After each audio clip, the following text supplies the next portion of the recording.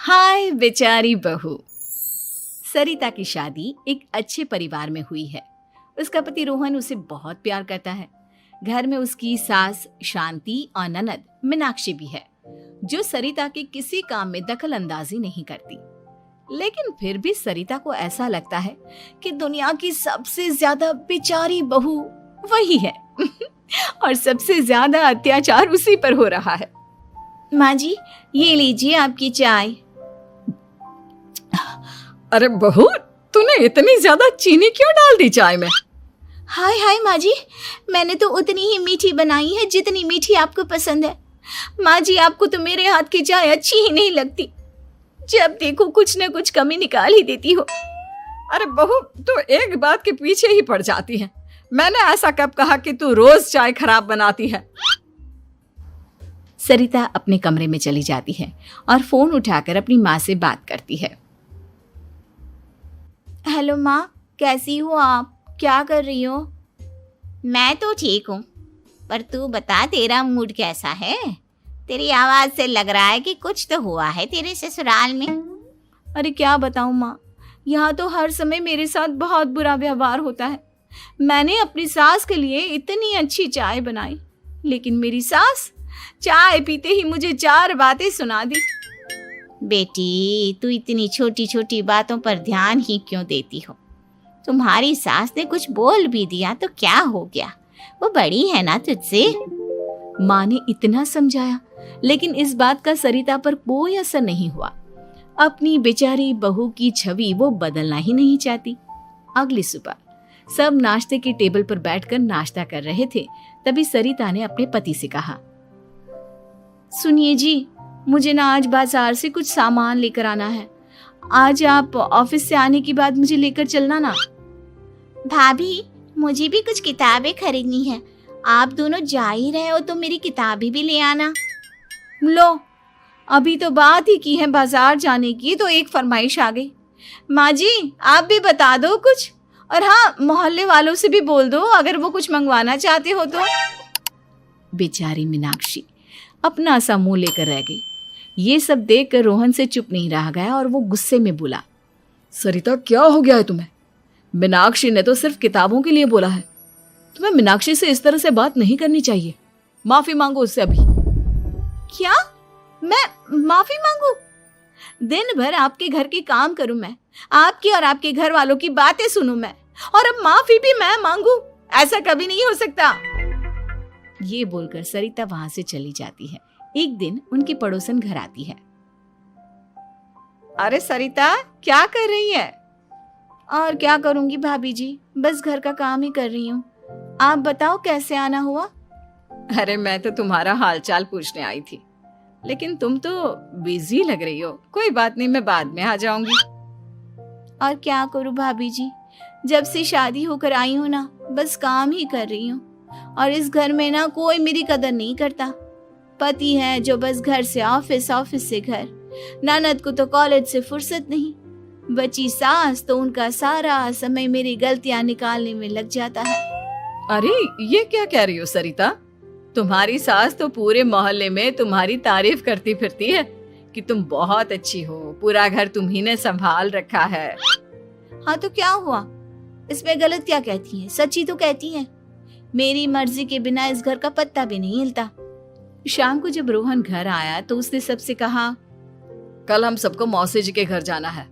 उनकी बेटी की शादी है। सब अपनी अपनी पैकिंग कर लो, सुबह होते ही निकल जाएंगे।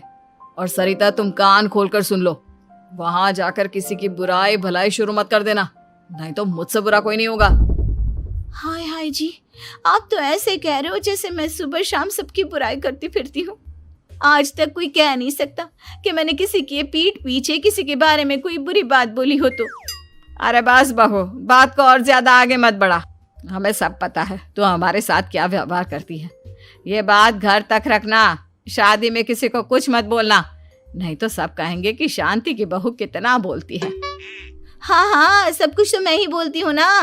आप लोग तो हर समय फूलों की बारिश करते रहते हो मेरे ऊपर। सारी गलती मेरी है जो मैं इस घर में आई। सबका कितना ध्यान रखती हूँ, लेकिन फिर भी मेरी तो आप लोगों की नजर में कोई कदर ही नहीं है।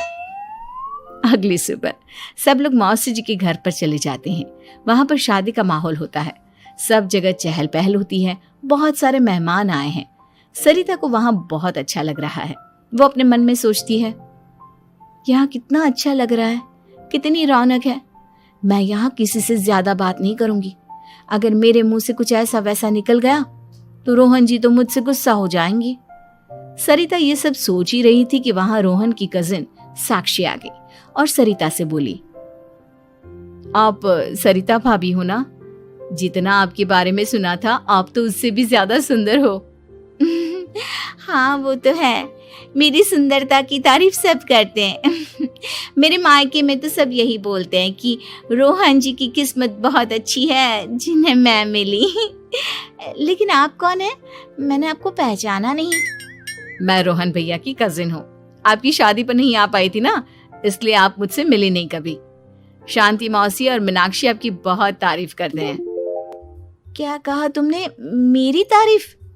कभी नहीं। मेरे ससुराल वाले कभी मेरी तारीफ कर ही नहीं सकते। मैं इतनी अच्छी हूँ, मेहनती हूँ, लेकिन उन्हें तो मेरी कदर ही नहीं। सारा दिन घर का काम करती हूँ, फिर भी मेरी सास ना मुझे सुनाती रहती है और पति भी मेरी सास की साइड लेते हैं। ना कभी बाहर ले जाते हैं ना कहीं घुमाने।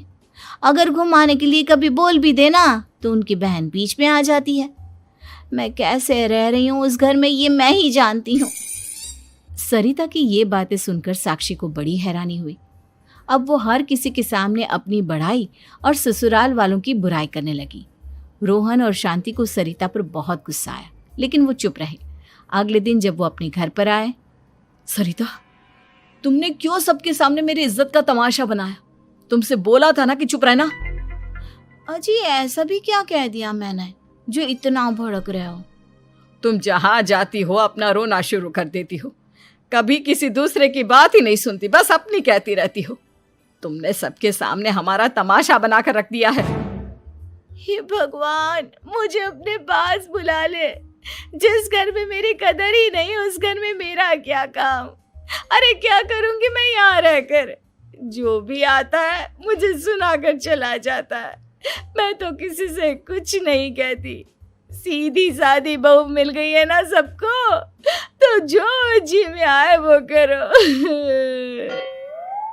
सरिता ने अपने आगे किसी को कुछ बोलने ही नहीं दिया और उस दिन भी उसने सबके सामने खुद को बेचारी बना ही दिया। अगले दिन मीनाक्षी कॉलेज के लिए लेट हो रही थी, इसलिए वो हर काम जल्दी जल्दी कर रही थी। अपना नाश्ता लेने किचन में गई और पतीले में रखे गरम दूध को गिलास में डालने लगी। दूध का पतीला उसके हाथ से छूट गया और गरम गरम दूध उसके हाथ पर गिर गया। ओए माँ, हाय मेरा हाथ, माँ मेरा हाथ जल गया। मीनाक्षी की आवाज सुनकर सरिता दौड़ती हुई आई। ये क्या किया तुमने? तुम्हें नाश्ता चाहिए था तो मुझसे बोल देती, मैं क्या मना करती थी? अब पता नहीं कितने दिन की मुसीबत पाल ली तुमने। सरिता मीनाक्षी को उसके कमरे में ले गई और उसका बहुत ख्याल रखा। उसका इस तरह से ख्याल रखना शांति और रोहन को थोड़ा अजीब लगा। माँ, सरिता के दिमाग का भी कुछ पता नहीं। कल शादी में सबको इतना कुछ बोल कर आई है हमारे बारे में, और अब मीनाक्षी की कितनी अच्छी देखभाल कर रही है। ये ऐसा क्यों करती है? बेटा, तेरी बीवी की ना आदत हो गई है सबके सामने खुद को बेचारी दिखाने की, और आदत इतनी जल्दी नहीं बदलती। जब ये बोलना शुरू करती है तो रुकने का नाम ही नहीं लेती, इसलिए इसे पता ही नहीं चलता कि ये किसके सामने क्या बोली जा रही है। लेकिन दिल की बहुत अच्छी है। हमें भी अपना दिल बड़ा करके ये जैसी है इसे स्वीकार करना चाहिए।